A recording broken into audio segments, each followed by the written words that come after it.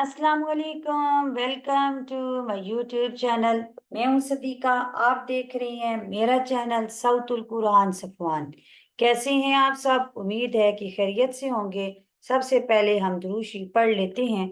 अल्लाहुम्मा सल्ली अला सय्यिदिना व मौलाना मुहम्मदिन व अला आलिहि व अस्हाबिहि व बारिक वसल्लम।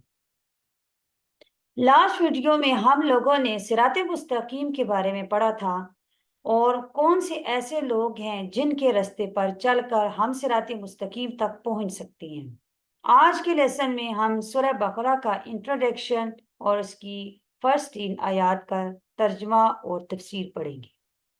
सूरह बकरा कुरान करीम की सबसे बड़ी सूरत है और मदीना तैयबा में सबसे पहले यही सूरत नाजिल हुई। सूरह बकरा की आखिरी आयत 10 जिलहज को नाजिल हुई। इसके नाजिल होने के 80 या 90 दिन के बाद आप सल्लल्लाहु अलैहि वसल्लम की वफात होगी। आप सल्लल्लाहु अलैहि वसल्लम ने फरमाया कि सूरह बकरा को पढ़ा करो, इसका पढ़ना बरकत है, इसका ना पढ़ना हसरत यानी कि अफसोस है। जिस घर में सूरह बकरा की तिलावत की जाती है उस घर में जादू असर नहीं करता। इस सूरत में एक आयत ऐसी है जो कुरान करीम की तमाम आयत से अफसल है और वो आयतुल कुर्सी है। आप सल्लल्लाहु अलैहि वसल्लम ने फरमाया, जो शख्स सूरह बकरा की 10 आयत पढ़ेगा उसको और उसके घर वालों को अल्लाह ताला हर मुसीबत और परेशानी से बचाएगा। वो 10 आयत ये हैं। शुरू की 4 आयत, दरमियान की 3 आयत, आयतुल कुर्सी और उसके बाद वाली 2 आयतें और लास्ट की 3 आयतें। अऊज़ु बिल्लाहि मिनश शैतानिर रजीम। पनाह मांगती हूँ अल्लाह से शैतान मरदूद के शर से। बिस्मिल्लाहिर्रहमानिर्रहीम। शुरू करती हूँ अल्लाह के नाम से जो बड़ा मेहरबान निहायत रहम करने वाला है। अलिफ लाम मीम। इन हरूफ को हरूफ मुक़त्तिआत कहा जाता है। इनका माना अल्लाह ताला के अलावा कोई नहीं जानता। ज़ालिकल किताबु ला रैब फीह। ज़ालिकल किताबु ये किताब, ला नहीं, रैबा शक, फीही इसमें, हुदल लिल मुत्तकीन हदायत है डरने वालों के लिए। ये किताब यानी कि कुरान करीम ऐसी किताब है कि इसमें कोई शक नहीं। सूरह फातिहा में जिस सिराते मुस्तकीम की दुआ की गई, ये किताब उसी दुआ का जवाब है। जो शख्स हदायत चाहता है वो इस किताब को पढ़े, समझे और इस पर अमल करे। हुदल लिल मुत्तकीन हदायत है डरने वालों के लिए, मुत्तकीन के लिए। वैसे तो ये किताब सारी इंसानियत के लिए हदायत का जरिया है, लेकिन ऐसी हदायत जो निजात का जरिया बने वो मुत्तकीन का ही हिस्सा है। यानी कि जो लोग अल्लाह ताला से डरने वाले हैं उनका जो डरना है वो उनकी निजात का जरिया बन जाता है। इसलिए अल्लज़ीना युमिनून बिल गैबी, वो लोग जो ईमान लाते हैं गैब की बातों पर।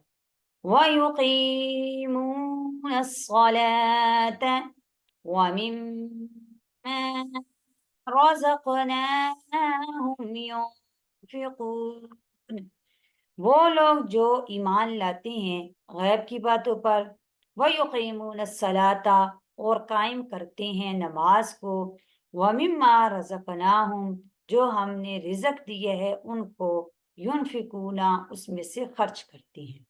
इस आयत में मुत्तकीन यानी अल्लाह से डरने वालों की सिफात बयान की गई हैं।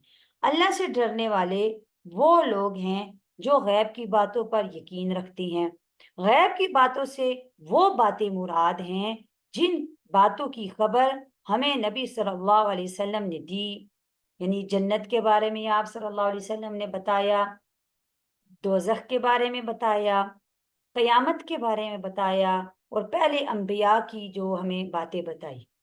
वयुक़ीमूनस्सलाता, और कायम करते हैं नमाज को। अब यहाँ पे नमाज पढ़ना नहीं कहा, बल्कि कायम करना फरमाया।